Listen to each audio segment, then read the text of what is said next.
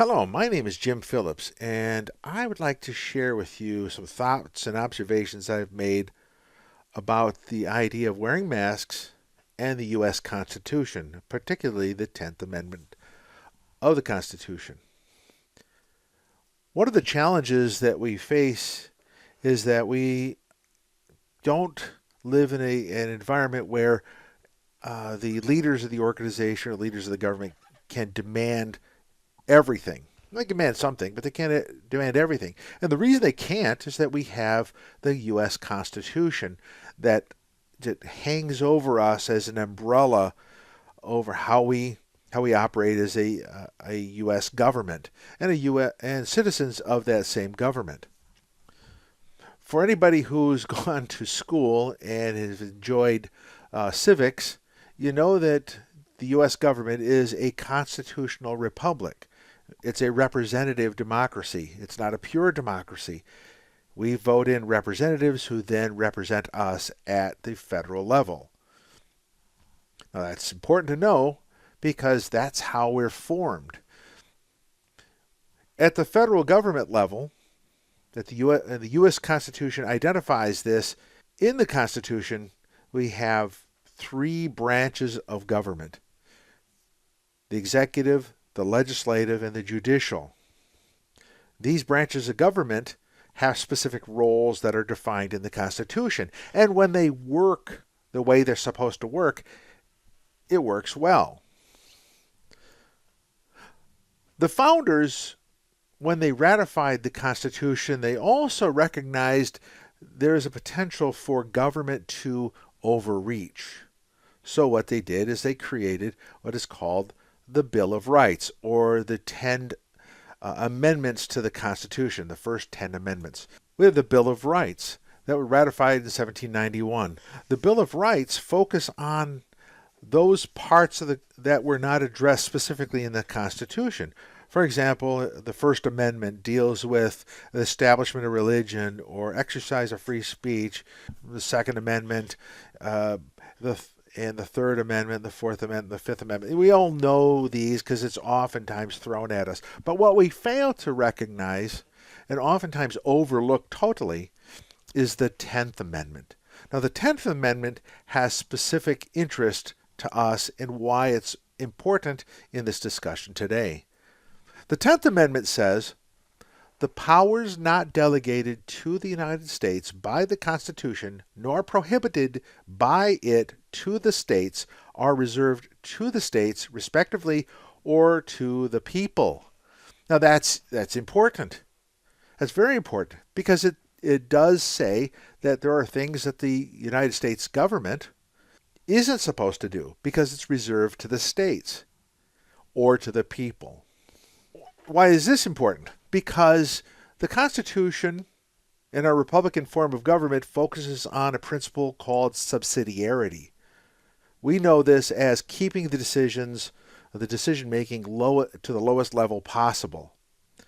So where it's the most appropriate, we make that decision. So the orientation of power for all of us is simple. People, we the people. Then it goes to the state because we are the United States. The Constitution gathers us all together in that document. And then we have the federal government who has responsibilities unique to itself. So why is the 10th Amendment important? Well, you think about the 10th Amendment, it protects the state and the people from an intrusive federal government. We don't want the federal government to say, you have to do this or you have to do that. That's not the role of the federal government. Following the principle of subsidiarity, it's the states who can do that, or the counties, or the cities, or the townships. They're the ones, because they're closest to the people, who have the right to be able to make decisions for the people. The federal government, can't do that. And it ought not do that, because when it does do that, it creates a situation where it is overreach. And this is a tyrannical form of government. So if the federal government said everyone in the United States must wear masks, well, that is totally tyrannical, because it's inappropriate for the federal government to make that assertion. However, it is appropriate for the state governments, the county governments, the city, and township governments to make decisions for their people because they're most related to their people based on the election. So where does the federal government fit in? When somebody says, hey, why does the federal government do this? So, well, the federal government is by invitation only. There are things that the government does, but it's only by invitation is it allowed to act. So they can't come in and do something unless they're invited in. That invitation often is made by the state. The state governor goes, I need your help, please help. That's important because that follows the line of the 10th Amendment. If we look at the COVID response, we'll use that as an example. The proper federal response to the COVID crisis is the federal government organizes, resources, makes recommendations, and responds to the needs of the state when invited. So they respond, they plan. All this stuff is planned and organized. But the trigger is not pulled on action until the states invite them in. Now, what the federal government can do are things that are not related to the states, but are related to its sovereignty as a nation. For example, the ban on international travel. That is authorized under the Constitution. So what are the states responsible for? Well, the state is responsible for executing its role, meaning they've got a role in the federal Constitution, because they have a specific spot there, what is reserved to the state. The 10th Amendment identifies that. And each state has its own constitution itself, which it then manages its citizens and its governance. For example, action of declaring the state of emergency for the public health crisis. That's something they can do. Creating protocols for emergencies. That's something they can do. Demanding that the federal government come in.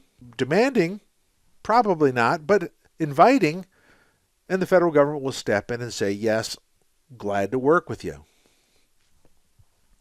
Now, what are the people responsible for? Well, two things. One is they can listen and follow the direction of the state, whoever those elected leaders are. Or they can cry foul when the state overreaches and seeks to overturn a tyrannical state, by referendum or recall. They can do that. But the people have an action as well in a tyrannical situation. So why doesn't this president mandate masks or lockdown? Because the 10th Amendment does not allow the federal government or the president to step in when they're not invited. Because of the principle of subsidiarity, the president and the federal government cannot come in unless invited. That's why we can't do a universal lockdown or a universal mask, because every state is a sovereign entity and has its own sovereignty with its governor and its own governance. That's where the federal government must respect that. Where they don't respect that, that's when the president and the government has overreached. So that's important to know, that the president can't do something unless they're invited in, and the president can't mandate something just because they want to doesn't mean they can or should. The 10th Amendment protects the states and the citizens from that kind of overreach. So when we look at our form of government, we're a constitutional republic. We're not a monarchy, nor are we a dictatorship. That means that we don't have that one person who can shout out, everybody in the United States has to wear a mask.